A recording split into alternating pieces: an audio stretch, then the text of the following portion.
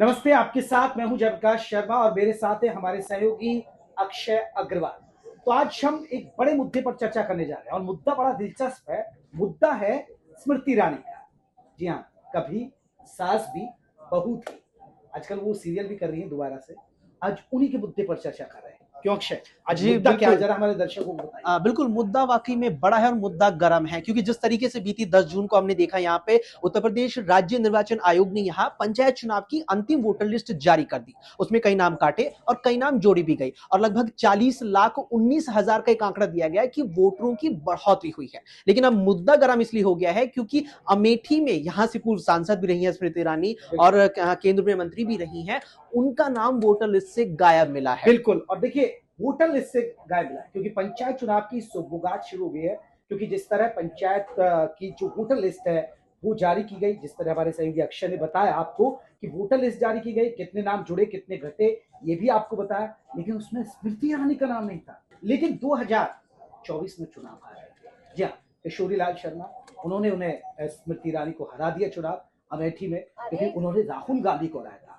तो अब चर्चा इसलिए ज्यादा है कि भाई जो राहुल गांधी को हराने वाली सांसद है उसका ही वोटर लिस्ट में नाम गायब है।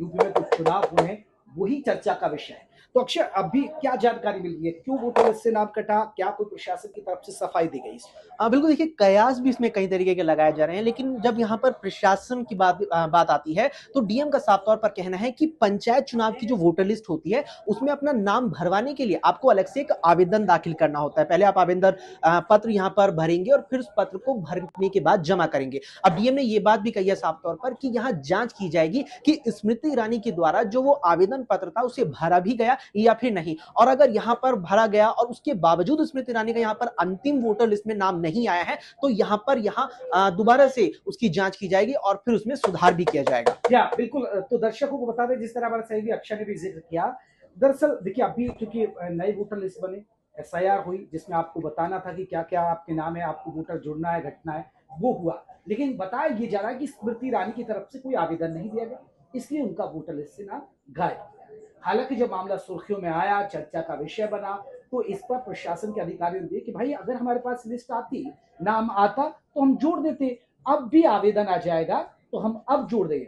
अब बताया जा रहा है कि मवई के जो गांव के प्रधान है उन्होंने बाकायदा शिकायत की, बीजेपी के कुछ नेताओं ने भी इस बारे में शिकायत की है और फिर से बताया जा रहा है कि अब स्मृति ईरानी के वोटर लिस्ट में नाम जुड़वाने को लेकर आवेदन दे दिया है। अभी प्रशासन की तरफ से अगर आप यूं कहें कि कोई लापरवाही हुई है तो ये कहना गलत होगा, क्यों?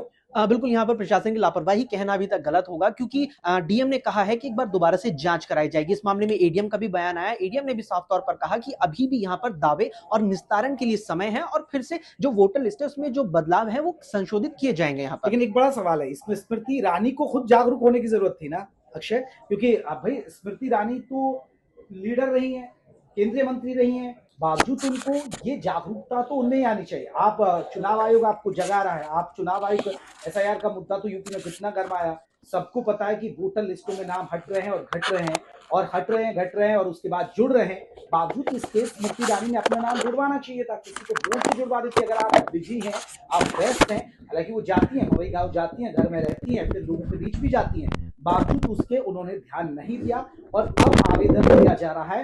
तो ये भी एक सवाल है कि आम लोगों को आप जागरूक कर रहे हैं और आप खुद जागरूक नहीं है। तो सवाल ये है, क्योंकि बड़ा नाम है, स्मृति ईरानी बड़ा चेहरा है, राहुल गांधी को उन्होंने अमेठी से हराया, जो कांग्रेस का गढ़ माना जाता था, उस किले को ढा दिया, इसलिए उनका वोटर लिस्ट में से नाम गायब हो जाना वो चर्चा का विषय बना है। बिल्कुल चर्चा का विषय बना है और यहाँ पर डीएम ने ये बात भी कही है कि जो विधानसभा की सूची है, स्मृति ईरानी का अभी उस सूची में नाम जरूर है, लेकिन पंचायत चुनावों के लिए जो यहाँ अंतिम सूची आई है उसमें उनका नाम नहीं है। और उन्होंने ये भी बात कही कि इसके लिए आपको अलग से आवेदन करना था। और आपने यहाँ पर जो साफ तौर पर जिक्र भी किया कि यहाँ पर कहने की जागरूकता की भी बात आती है कि आखिर कितने जागरूक आप हैं। यहाँ पे ये भी बात आई है कि एसआईआर के लिए भी यहाँ पर आवेदन स्मृति ईरानी ने कर दिया था, विधानसभा की सूची में भी उनका नाम है, लेकिन यहाँ पंचायत चुनाव की जो अंतिम सूची प्रकाशित हुई उसमें नाम ना होना कहीं ना कहीं जागरूकता पर भी सवाल खड़ा करता है कि ये कोई छोटी चीज नहीं है जो इतनी आसानी से आपके हाथ से छूट जाए।